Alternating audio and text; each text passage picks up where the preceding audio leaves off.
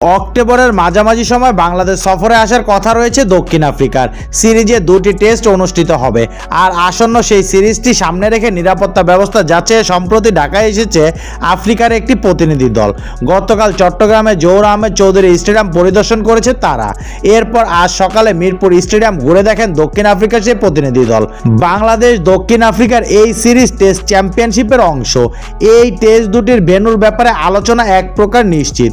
ধারণা করা হচ্ছে মিরপুর শেরেবাংলা স্টেডিয়াম ও চট্টগ্রামে জহুর আহমেদ চৌধুরী স্টেডিয়ামে হতে পারে 2টি টেস্ট।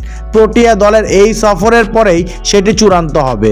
এর আগে বাংলাদেশের রাজনৈতিক পট পরিবর্তনের কারণে দক্ষিণ আফ্রিকা সিরিজ খেলতে আসবে কিনা তা নিয়ে সংশয় ছিল। পরবর্তীতে তারা নিরাপত্তাজনিত কোনো শঙ্কা আছে বলে মনে করেন না বলে জানায়। সিরিজের 2 ম্যাচ 29 অক্টোবর এবং 3 নভেম্বর হতে পারে বলে ধারণা করা হচ্ছে।